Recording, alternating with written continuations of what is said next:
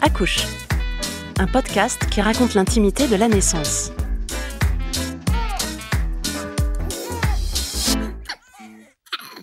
Bienvenue dans cet épisode d'Accouche. Comme les autres de notre série, il ouvre en grand les portes de la salle de naissance. Cet épisode est l'occasion d'une conversation particulièrement intime. Accouche se penche sur la douleur, celle qu'une femme éprouve lors d'un accouchement, celle aussi à laquelle sont confrontés les professionnels qui l'accompagnent. Comment gérer la douleur liée à la naissance d'un enfant ? En France, 80% des accouchements se font sous péridurale. Accouche propose de prendre la mesure de ce chiffre et de porter un regard sur la diversité des méthodes alternatives existantes d'analgésie, c'est-à-dire de soulagement de la douleur.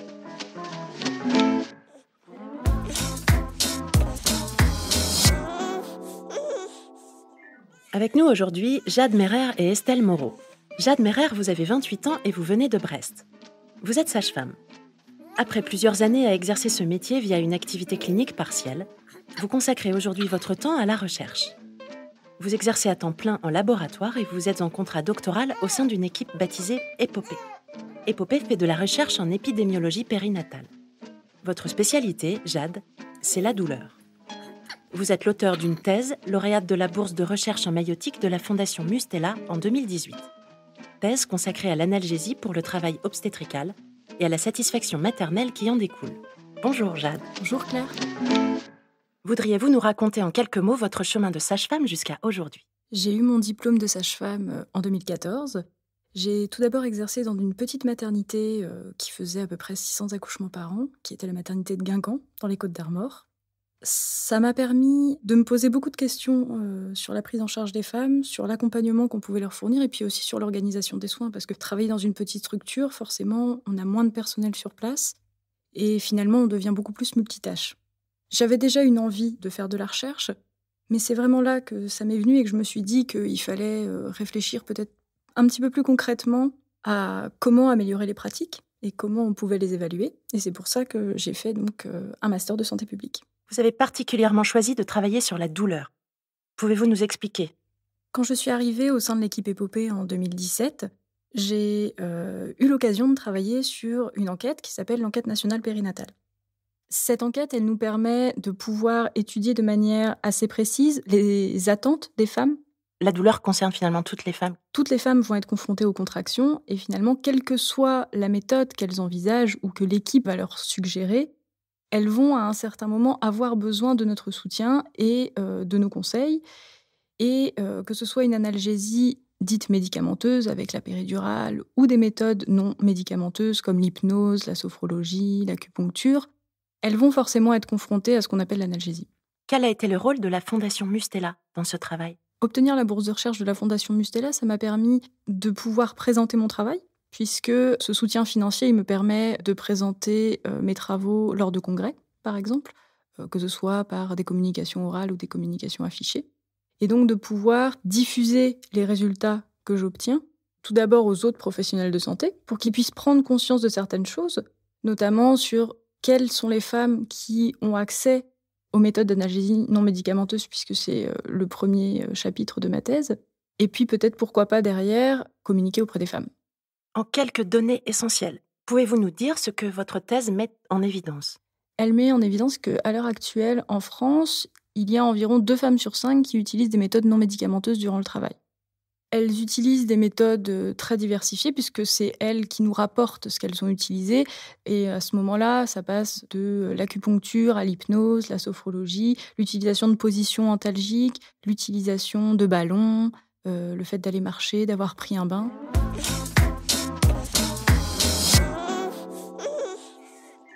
À vos côtés aujourd'hui, Jade, Estelle Moreau. Estelle, vous êtes médecin anesthésiste réanimateur, vous exercez depuis plus de 15 ans en maternité. Vous le dites vous-même avec le sourire, vous vouez une véritable passion à l'anesthésie obstétricale. Vous dites que c'est parce qu'elle est totalement différente des autres types d'anesthésie, car elle ne correspond pas à un contexte de maladie. Estelle, vous faites partie d'un club, le CARO, le club d'anesthésie et réanimation en obstétrique. Dans cet épisode, les questions s'annoncent nombreuses. Peut-être que la toute première à poser est celle-ci. Y a-t-il autant de douleurs que d'êtres vivants ? Il y a effectivement une variabilité en termes de douleur, en tout cas de ressenti de la douleur. Il y a autant de douleurs que d'êtres vivants. Et au sein, par exemple, de notre population de femmes enceintes, le ressenti de la douleur sera excessivement variable d'une femme à l'autre. Jade, vous êtes d'accord avec ceci, j'imagine ? Alors, je suis totalement d'accord avec ce qu'a dit ma collègue Estelle précédemment. Je rajouterais que pour une femme donnée, il y a une très grande variation aussi de la douleur qu'elle peut ressentir au long du travail. Et c'est à ce moment-là qu'est pour nous la difficulté de pouvoir l'accompagner à ces différents moments, du début des contractions jusqu'à l'accouchement. Il y a 80% de péridurale en France. Plus précisément, 80% des 600 000 accouchements annuels par voie basse ont lieu sous péridurale. Ce taux est plus élevé que dans les autres pays européens. Cela s'explique par la présence en France d'anesthésistes dans toutes les maternités. Un grand nombre de maternités ont la chance d'avoir un anesthésiste réanimateur dédié à cette maternité, donc qui va passer tout son temps à s'occuper des femmes enceintes. Il faut savoir que les femmes enceintes viennent pour accoucher, donc on bénéficie d'analgésie péridurale, mais également d'autres problématiques liées aux femmes enceintes ne doivent pas être occultées et sont prises en charge par les anesthésistes réanimateurs, que ce soit l'anesthésie en urgence ou la gestion des situations complexes, critiques, voire les complications très graves. Une autre partie des maternités, les plus petites, celles dont le nombre d'accouchements est en dessous de 1500 à 2000, ne bénéficient pas au sein même de la maternité d'un anesthésiste réanimateur, mais au sein de l'établissement. Donc c'est un professionnel qui va pouvoir, comme on dit, se détacher, c'est-à-dire aller auprès de la femme alors qu'il est en cours d'exercice ailleurs, pour assurer une analgésie ou une prise en charge un petit peu plus complexe si une complication survenait. Le taux donc de présence d'anesthésistes réanimateurs dans les maternités est plus élevé que dans les pays voisins. Depuis quand peut-on dater ce phénomène ? Pourquoi, particulièrement en France ? Comment cela s'explique-t-il ? C'est quelque chose qui remonte à un plan périnatalité qui, si ma mémoire est bonne, a dû être promulgué dans les années 98-99 et qui a vraiment défini une organisation pour nos maternités, alors que ce soit pour les anesthésistes réanimateurs, mais également pour les sages-femmes, pour les obstétriciens ou pour les pédiatres. On a défini des locaux idéaux, on a défini des équipements idéaux, et également les ressources humaines qui nous semblaient les plus adaptées à l'époque. Il faut savoir que nos maternités ont évolué, nos patientes ont également changé. Sur ces dernières années, les pratiques ont également changé. Donc, il y a actuellement un gros travail de réflexion sur comment répondre au mieux aux attentes et aux problématiques des femmes enceintes dans les maternités. Vous évoquez un changement. Racontez-nous cela, s'il vous plaît. Peut-être qu'on peut commencer par parler du changement de profil des patientes. Les patientes qui viennent accoucher de nos jours ont un certain nombre de caractéristiques qui diffèrent d'il y a une vingtaine d'années. Effectivement, ce sont des patientes qui, d'une façon générale, sont plus âgées. La moyenne d'âge du premier enfant est plus avancée, vous le savez tous. Certaines patientes ont un surpoids plus important et d'autres patientes ont ce qu'on appelle, nous, des comorbidités. Comorbidité, ça veut dire que la patiente est porteuse d'une pathologie qui va, quelque part, être aggravée par son état de grossesse. Il y a presque plus de raisons médicales à contre-indiquer une grossesse. La plupart des patientes, même celles avec des pathologies les plus lourdes, peuvent avoir accès à une grossesse. Donc ces différentes patientes vont effectivement demander une prise en charge plus pointue de la part des obstétriciens, des sages-femmes et des anesthésistes réanimateurs, un suivi plus pointu et bien sûr un taux de complications plus important est à attendre. Donc on doit être organisé pour ces prises en charge. De même, les changements de taille de nos maternités, en particulier, vous avez tous en tête qu'on tend vers un regroupement des maternités. On a bien vu que pour pouvoir bénéficier d'un anesthésiste réanimateur, on ne pourra pas en mettre un dans chaque maternité de 300 accouchements. Et donc, on tend à regrouper les maternités pour en faire des centres qui soient bien équipés, que ce soit en matériel ou en ressources humaines. Et ces nouvelles organisations, bien sûr, demandent à repenser nos activités. Donc, c'est tout un travail un petit peu de mutation qui est en cours pour à la fois la sécurité, mais aussi pour le confort des femmes enceintes. Quelle est la première chose que vous disent les femmes lorsqu'elles arrivent à la maternité ? Une grande majorité des femmes vient à la maternité aussi pour le soulagement de leur douleur, ou en tout cas avoir un accompagnement. Vous l'avez largement souligné tout à l'heure, la majorité des femmes en France accouchent avec une péridurale. Elles sont plus de 80%. Donc effectivement, la majorité d'entre elles vont arriver avec ce type de demande à la maternité. Mais celles qui ont un projet alternatif d'utiliser d'autres méthodes ou d'attendre le plus longtemps possible d'avoir une péridurale, elles vont avoir besoin de notre accompagnement pour la mise en place d'autres méthodes. Elle parle donc tout de suite d'elle-même de douleur. Oui. Que répondez-vous alors? Comment agissez-vous? Notre premier rôle en tant que sage-femme, c'est bien sûr d'entendre cette douleur et d'essayer d'y répondre le plus rapidement possible.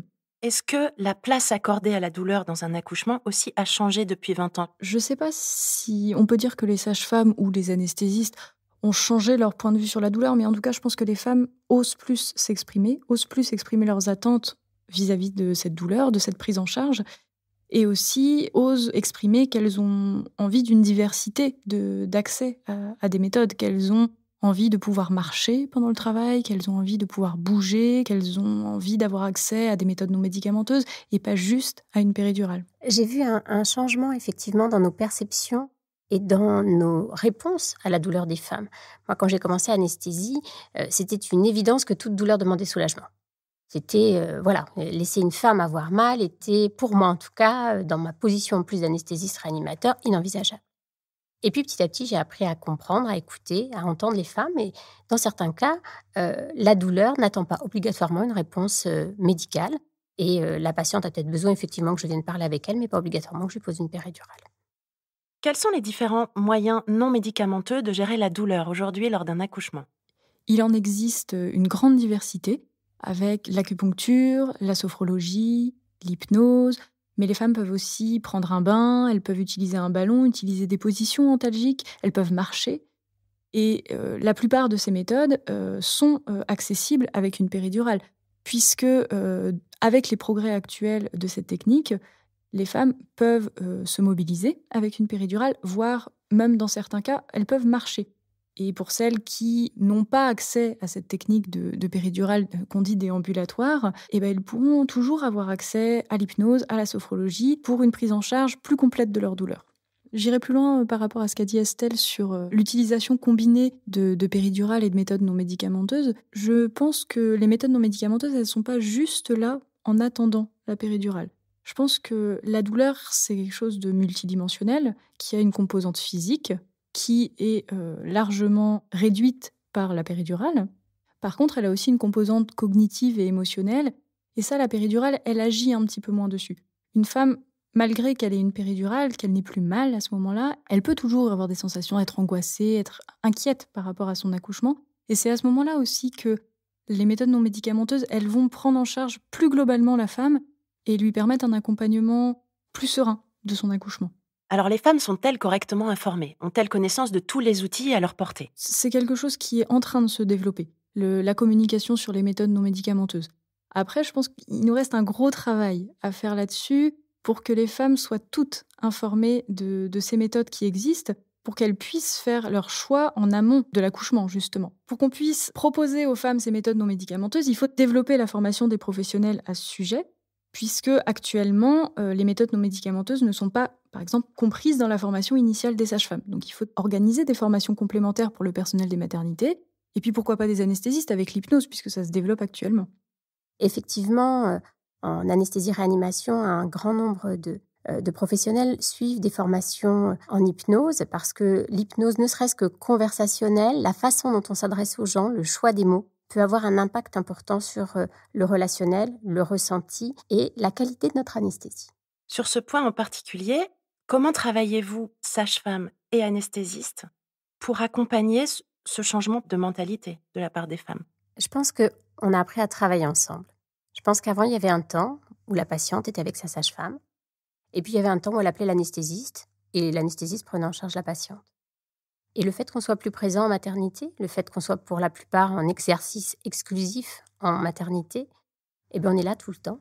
Et on parle avec la sage-femme, on parle avec la patiente, même avant qu'on nous demande un acte de soulagement médicamenteux. Et ça a complètement changé, je pense, notre approche de la douleur, qui devient une approche transversale et non pas en silo. Effectivement, la prise en charge de la douleur, elle est multidisciplinaire maintenant en salle de naissance. Et elle nous permet, je pense, d'être plus efficaces pour les femmes et de mieux répondre à leurs demandes. Les décrets de périnatalité qui ont été édités à la fin des années 90 permettent d'établir le nombre de sages-femmes qui travaillent par garde en salle de naissance. Et ces décrets, à l'heure actuelle, ils ne sont pas adaptés forcément à une personnalisation des soins pour les femmes, puisque, à l'heure actuelle, une sage-femme en salle de naissance, elle peut prendre en charge plusieurs femmes durant sa garde. Jade, vous parlez d'un nombre défini de sages-femmes lors d'une garde en salle de naissance en France. Quel est-il, ce nombre ? Il est défini par rapport à la taille de la maternité et environ tous les, je crois, 500 naissances annuelles, on rajoute ce qu'on appelle une sage-femme à temps plein dans l'effectif de la maternité. C'est difficile de vous donner un chiffre très précis sur le nombre de sages-femmes qui travaillent en salle de naissance, mais on sait qu'à l'heure actuelle, il n'est clairement pas fait pour qu'une sage-femme accompagne une seule femme. Et donc, ce qu'on peut voir chez nos voisins européens, ce qu'on appelle l'accompagnement one-to-one, qui, je crois, se traduit pas vraiment en français, l'accompagnement personnalisé, peut-être, on peut le traduire comme ça, n'est pas pensé actuellement dans nos textes pour les soins en salle de naissance. Et c'est ce qui, je pense, manque à l'heure actuelle à l'analgésie obstétricale. Parce que précisément, les femmes demandent du sur-mesure. C'est ça dont elles ont envie. On peut traduire effectivement la demande des femmes par un sur-mesure. Les femmes écrivent, vous savez maintenant, un projet de naissance et par conséquent ont un certain nombre d'idées, en tout cas exposent un certain nombre d'envies au moment de leur accouchement. Donc répondre à ces envies peut être traduit par un sur-mesure, mais dans la mesure où elles sont accompagnées par les sages-femmes dans l'écriture de ce projet de naissance, il est assez je pense, aisé d'arriver à sortir quelque chose de consensuel pour les femmes et d'adapter aux pratiques courantes de nos maternités. Est-ce que la douleur, aujourd'hui, est clairement évoquée lorsqu'une femme fait un projet de naissance ? Je pense qu'effectivement, ça fait partie des points fondamentaux à aborder lors de l'écriture d'un projet de naissance. Il est primordial que chaque femme enceinte réfléchisse, imagine avant l'arrivée en salle de naissance, comment elle souhaite être prise en charge. Est-ce qu'elle veut une péridurale ? Est-ce qu'elle n'en veut pas ? Puisque une femme qui ne souhaite pas de péridurale va avoir besoin d'un accompagnement avant cette naissance, d'être préparée à cette naissance un petit peu différente, et donc de pouvoir suivre des cours de préparation spécifiques à l'hypnose, à la sophrologie, pour être prête le jour J et pouvoir mettre en pratique ce qu'elle aura vu durant les cours. C'est amusant que tu dises cette naissance un petit peu différente. Pourquoi tu dis une naissance différente ? Parce que tu pensais projet de naissance et de fait, du coup, tu étais dans... La plupart des dames qui font un projet de naissance ont souvent un projet de commencer sans péri, c'est peut-être ça. De mon point de vue personnel, je ne trouve pas que ce soit une naissance différente. Je pense qu'un accouchement est un accouchement, qu'on ait une péridurale, qu'on n'ait pas de péridurale, quelle que soit la position dans laquelle on accouche. Après, je pense que culturellement, en France, on a une vision de l'accouchement qui est l'accouchement à l'hôpital avec une péridurale. Et cette vision de l'accouchement, elle met un petit peu à la marge ces femmes qui ont un projet un petit peu différent d'accompagnement, notamment de la douleur, alors qu'actuellement, il faudrait qu'on communique là-dessus et qu'on fasse passer un message aux femmes qui est qu'elles peuvent être accompagnées comme elles veulent. Et là, Jade, je te rejoins, effectivement, il y a quelque chose d'intéressant dans ce que tu dis. Notre différence d'âge me permet d'apporter un éclairage. Moi, j'ai vu le tout péridural, puis donc cette arrivée de patientes qui souhaitent vivre l'accouchement différemment. Et quelque part, des sages-femmes, au début, désemparées. Elles ont été formées à accoucher des femmes sous péridurale, et des femmes souhaitant accoucher sans péridurale, paradoxalement, c'était quelque chose qui leur était peu connu. Et il a fallu effectivement revisiter les pratiques, se réajuster pour pouvoir avoir la bonne réponse et le bon accompagnement à ces nouvelles situations. Estelle, les anesthésistes voient, avant l'accouchement, toutes les femmes, même celles qui rédigent des projets de naissance, dans lesquels elles précisent ne pas désirer d'anesthésie. Alors, je pense que c'est important de refaire un petit point. Je sais qu'on parle tous d'analgésie et de douleur, mais comme on le disait en introduction, l'anesthésiste réanimateur est là pour la gestion de la douleur, mais également pour toute la sécurité de la mère au moment de l'accouchement. Donc, il est clair que cette consultation préanesthésique a pour but d'abord de rechercher des facteurs de risque, de rechercher des pathologies ou anticiper des situations potentiellement difficiles au moment de la naissance, donc apporter la sécurisation maximale à cet accouchement. Puis, dans un second temps, discuter avec la patiente de ses attentes, de son projet et apporter un éclairage, en tout cas celui du professionnel, sur la gestion médicamenteuse de la douleur de l'accouchement. Une femme peut-elle changer d'avis au dernier moment ? Bonne question. Une femme peut changer d'avis en cours d'accouchement. Il est clair en particulier qu'une femme dont c'est le premier bébé a peut-être un objectif d'accoucher sans moyens médicamenteux, sans péridurale, et va effectivement être confrontée à une douleur insurmontable. On en parlait tout à l'heure, on est tous différents face à la douleur. Et cette femme qui, effectivement, à 3 centimètres de dilatation, peut ressentir des douleurs excessivement violentes, a pleinement le droit d'être soulagée. Pour rappel, certaines femmes vont accoucher en ressentant très peu de douleur ou en tout cas en gérant facilement cette douleur et d'autres moins. Il est pour moi inenvisageable de mettre une notion de mérite dans le fait d'accoucher sans péridurale. On accouche comme on le souhaite et l'idée, c'est vraiment que chaque femme soit satisfaite de sa prise en charge. On est simplement là pour l'aider à être le plus satisfaite possible de son accouchement. Jade, vous la ressentez fortement en salle de naissance, aujourd'hui, cette notion de mérite? Je pense que c'est quelque chose qui est en train de changer actuellement. On a pris conscience, notamment avec les avancées techniques qu'il y a eu en anesthésie. La péridurale, elle peut être mise très tôt pendant le travail maintenant, puisqu'on sait qu'elle n'a pas d'impact sur la durée du travail. Et à l'inverse, la rapidité d'action de cette péridurale peut faire qu'elle soit mise très très tard. Donc, comme le disait Estelle, une femme peut changer d'avis durant le travail en fonction de son projet ou en fonction de la douleur qu'elle ressent à ce moment-là, puisque c'est assez difficile pour elle, en amont de cet accouchement, de prévoir à quel moment elle aura besoin d'un soulagement plus important de sa douleur. Ou en fonction même, effectivement, de l'évolution du travail. La femme vient accoucher, on ne sait pas si ça va durer 1 heure, 10 heures, on ne sait pas dans quelle position sera la tête du bébé, et la position de la tête du bébé influe énormément sur la douleur que ressent la femme. Donc à tout moment, bien sûr, on peut nous se réadapter ou même lui proposer dans certaines circonstances, quand effectivement on en est à se dire que si on n'arrive pas à faire avancer ce travail, on va s'orienter vers une césarienne. On sait que placer une péridurale à ce moment-là, soulager la douleur, donc en quelque sorte relâcher toutes les crispations musculaire que peut subir cette femme va peut-être permettre d'avancer en dilatation et d'éviter une césarienne. Pouvez-vous nous expliquer clairement la position de la tête du bébé? Comment et pourquoi influe-t-elle sur la douleur? Tout à fait. La tête du bébé, une grosse tête ronde et bien dure, va aller en fonction de sa position, plus ou moins appuyée sur un plexus nerveux qui est situé au niveau du rachis maternel, en bas de son dos en quelque sorte, mais à l'intérieur.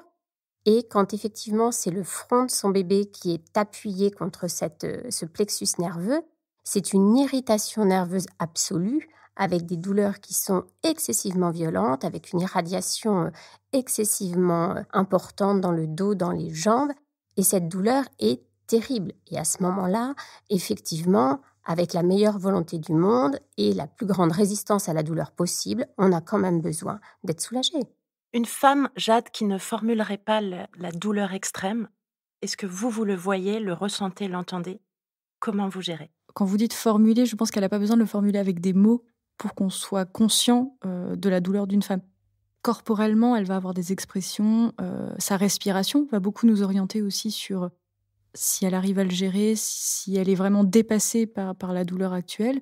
Sa position aussi, savoir si elle est repliée sur elle-même, si elle est détendue, si elle est crispée.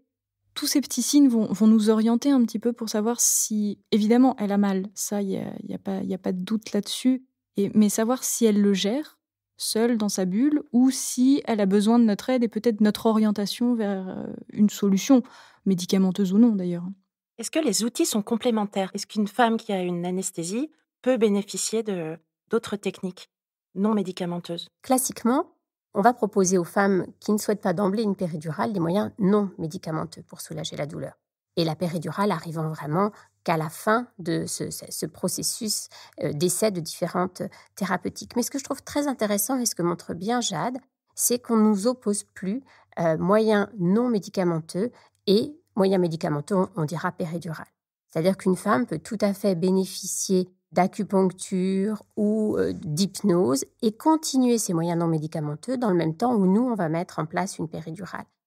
Demain, en France, quelle sera la gestion de la douleur lors d'un accouchement? Je ne vois pas de grands changements d'ici demain. Par contre, il est clair qu'en faisant un bilan aujourd'hui, on fait déjà des choses formidables. En termes de péridurale, nos protocoles ont largement évolué depuis les années 90 dont on parlait tout à l'heure. On a maintenant des patientes qui bénéficient de pompes qu'elles gèrent elles-mêmes. C'est-à-dire que nos mélanges sont bien plus évolués, bien plus matures, ce qui fait qu'effectivement la motricité est peu impactée par la péridurale, que les patientes peuvent autogérer cette administration et donc se mettre au niveau d'analgésie qu'elles envisagent, qu'elles souhaitent. Et cela, ça marche dans 90% des cas. Dans 10% des cas, la durée du travail ou la qualité du mélange administré par rapport à la physiologie propre de la patiente fonctionne moins bien. Mais on peut dire actuellement qu'une grande partie des femmes bénéficient d'une analgésie qui leur permet de bouger, qui leur permet de gérer leur analgésie par elles-mêmes, et on sait que ce sont des déterminants de la satisfaction d'un accouchement. Jade, peut-on établir un lien entre la satisfaction ressentie post-accouchement par une femme et la façon dont a été gérée sa douleur ? Bien sûr, c'est un point fondamental de la satisfaction des femmes. La prise en charge de la douleur est un des points majoritaires et déterminants de cette satisfaction. Si la femme avait un projet, par exemple, de péridurale, l'efficacité de cette péridurale, qu'elle ait été trop forte ou trop faible, peut, en termes d'analgésie, peut impacter sur sa satisfaction. Et à l'inverse, une femme qui avait un projet d'accoucher sans péridurale, qu'elle l'ait abouti ou non, va également déterminer son niveau de satisfaction par la suite.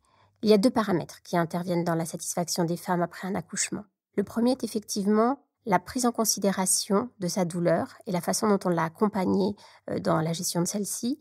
Et deuxièmement, le fait que cette femme se soit sentie pleinement active dans les décisions qui ont été prises, que ce soit pour la douleur ou pour le reste de son accouchement, et qu'elle ait pu avoir un échange avec les différents soignants où elle était à la fois entendue et participative. Je vous propose de terminer cette conversation par une question simple. Quel message avez-vous envie de faire passer aux femmes qui nous écoutent ? La douleur le jour de l'accouchement sera là. L'intensité, par contre, est inconnue de ces femmes. Et effectivement, se mettre un point d'honneur ou se mettre comme objectif final d'accoucher sans moyen pour calmer cette douleur n'est, à mon avis, pas le bon objectif. L'objectif, c'est vraiment de vivre son accouchement en entendant que si cette douleur devait dépasser le seuil de ce que la femme peut tolérer au temps T, on a vu à quel point de nombreux paramètres peuvent intervenir sur cette douleur, eh bien, il faudra la calmer et que la femme continuera à avoir comme objectif d'accoucher en étant proactive pour avoir une satisfaction maximale, mais en soi, avoir comme seul objectif d'accoucher sans moyens médicamenteux me semble être en tout cas risqué ou à gros risque d'échec et donc de mauvais vécu. Les femmes vont forcément être confrontées à cette douleur durant l'accouchement, mais je ne suis pas sûre que ce soit quelque chose d'obligatoire. Comme le disait Estelle, l'accompagnement de cette douleur, que ce soit par des méthodes médicamenteuses ou non médicamenteuses, existe. Et la formulation de projets de naissance ou de s'informer sur les méthodes disponibles permet de préparer au mieux cet accouchement, d'être préparé à cette douleur qui va exister et de pouvoir la gérer au mieux, avec une intensité en fonction de ce qu'elles auront choisi. C'est-à-dire quelque chose de très efficace pour ne plus avoir mal du tout avec une péridurale ou quelque chose qui va leur permettre de gérer ça avec elles-mêmes, avec des méthodes non médicamenteuses. Et peut-être dire aux femmes qu'on arrête d'associer accouchement sans moyens médicamenteux, sans péridurale et mérite. Le mérite, c'est d'être fière de soi après un accouchement et d'être satisfaite juste après la naissance de ce bébé. Merci Estelle, merci Jade.